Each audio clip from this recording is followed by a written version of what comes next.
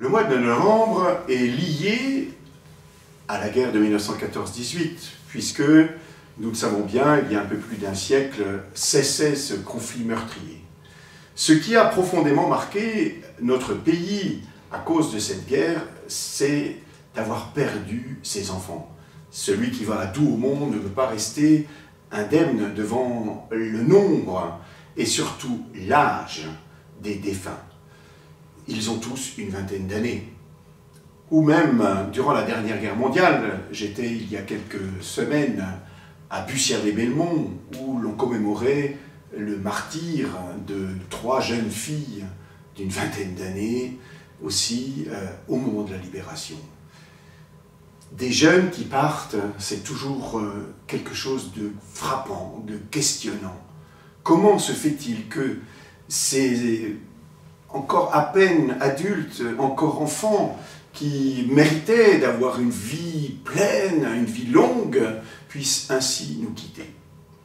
Je comprends encore mieux alors pourquoi, durant la Première Guerre mondiale, dans ce monde de violence, 2 jeunes femmes ont été particulièrement honorées, qui sont Sainte Jeanne d'Arc et Sainte Thérèse de l'Enfant Jésus, qui n'étaient pas encore d'ailleurs canonisées, ni l'une ni l'autre, mais qui ont été mises comme des figures d'une jeunesse capable d'ouvrir un horizon beaucoup plus serein, un horizon d'espérance.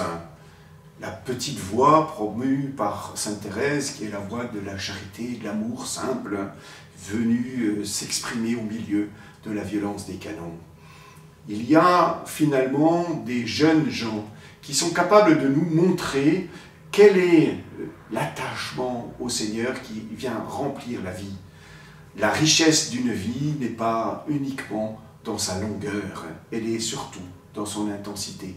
Et nous avons le témoignage d'un certain nombre de jeunes personnes qui ont vécu cette intensité-là. Les martyrs d'autrefois, nous savons comment les premières communautés chrétiennes ont été frappées par l'âge de ces martyrs. Une jeune fille comme Sainte Agnès, une autre comme Sainte Blandine à Lyon, ont profondément inspiré la tenue dans la foi des générations de leur époque, et même au fil des années, au fil des siècles. Alors que nous vivons une année pastorale qui est marquée par la jeunesse, nous pouvons apprécier plus particulièrement le témoignage des jeunes générations et voir comment l'attachement au Christ peut être authentique et profond dès le premier âge.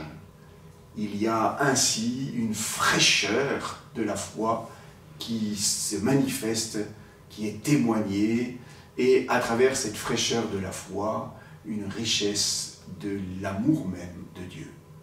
En ce mois de novembre, où nous pensons à nos défunts, pensons aussi avec joie à ceux qui, même jeunes, ont pu exprimer pleinement cet amour pour Dieu et demandons-leur leur propre soutien pour que nous-mêmes, nous sachions l'exprimer.